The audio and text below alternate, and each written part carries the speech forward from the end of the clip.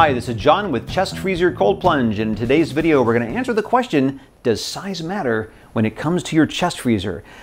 So the first thing is, well, yes, it does, because if you have a chest freezer that's too small for you, you will definitely not fit. And if you have a chest freezer that's too big, it'll take a lot more equipment, so there's more maintenance, it's more expensive to set up. So you really want to find the right balance. And what's guiding this are two things. Number one, what is the optimal way to get into cold water with regards to your body? And then number two, what is your budget? And what feels comfortable to you. So when we're talking about cold water immersion, we know that the greatest number of benefits are going to come from having your shoulders underneath the water. And if you're in a chest freezer that's too small for you, no matter how much you can scrunch up into a ball, it's just not going to be possible to easily do that. So the smallest chest freezers that you can find are typically right around 7 cubic feet, and that's a fairly small chest freezer.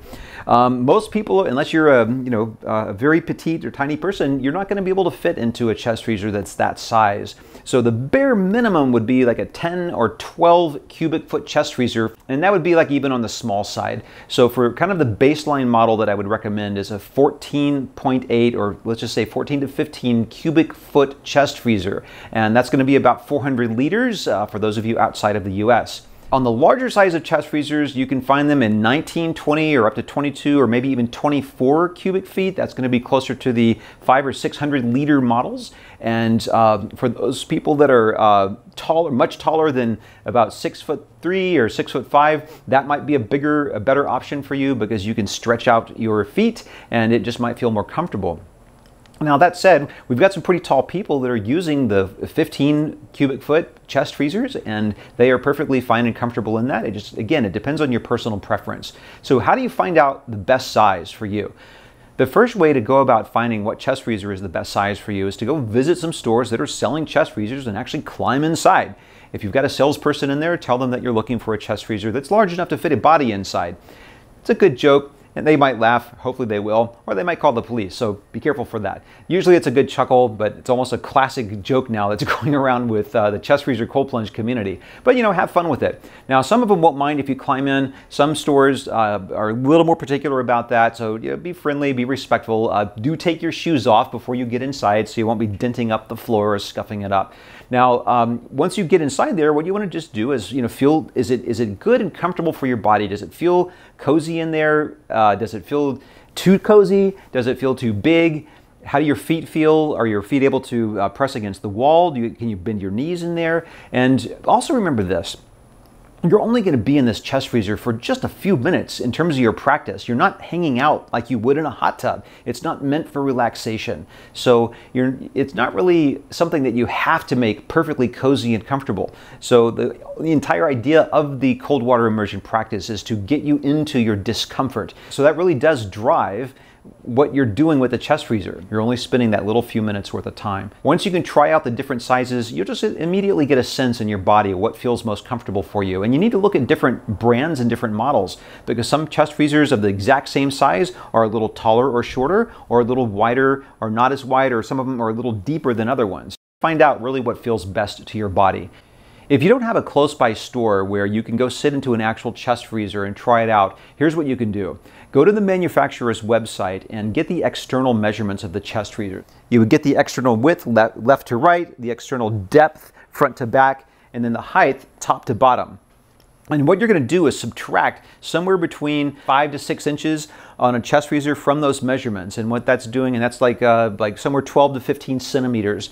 And what that's going to do is account for the width of the walls of the chest freezer, the floor, the thickness of the floor, and also the thickness of the lid. And when you subtract that distance, that will give you the interior dimensions, or at least the approximate interior dimensions. And from there, what you can do is just mark up an area in your house and get a feel for what that feels like. You might start with a corner, in a corner of a room, where you can have that be like the back wall and the side wall of your chest freezer, and then maybe you can put a cardboard box, or just a box there, or a piece of cardboard or something there, a piece of furniture, just to mark up, kind of map out where the interior dimensions of that chest freezer will lie. Now you do want to make sure that you take into account the bump that's going to be in here. We call it a step. It's not really a step, but it's the part that's cut out where the compressor sits underneath in the chest freezer. That cutout is going to make a difference. It does take up space inside of the chest freezer, and you absolutely want to take that into consideration when you're looking to buy a chest freezer. You'll find two different kinds of compressor covers inside the chest freezers. The first one is a little cutout that's in the corner. These would typically be in a Whirlpool or a Maytag. And then most of the rest of the other chest freezers you'll find will have a rectangular box shape that goes all the way across from the front to the back to cover the compressor. Typically those things can be somewhere between 8 to 9 inches from the wall sticking out this way. The ones in the back might be 10 to 11 inches coming in this way, and maybe 9 to 10 inches out this way if they're just stuck in the corner. So take those into consideration. Another way to find out what size of chest freezer would be good for you is to jump into my Facebook group and just post the question. Let us know how tall you are and what your weight is, and what your girth is, how big you are, maybe shoulder measurements. And well, there's a lot of people in the group who can jump in and say, hey, I am this size, or you can search through the posts. A lot of people are talking about their height and weight and what size of chest freezer is working well for them. And that could be another resource that's available for you. The Facebook group is Chest Freezer Cold Plunge. That link is in the description below, and you can also check out my website at chestfreezercoldplunge.com. If you get my ebook that goes into all of these details and more in great depth to help guide you through this whole chest freezer cold plunge process of getting this thing set up, there's purchasing that book from me helps me support the group and just people getting out and getting into the cold water, and it also helps support my family. So I do have some affiliate links, and if you purchase from those, that is greatly appreciated. So if you have any questions, please comment or post below. Please like and subscribe, and happy cold plunging.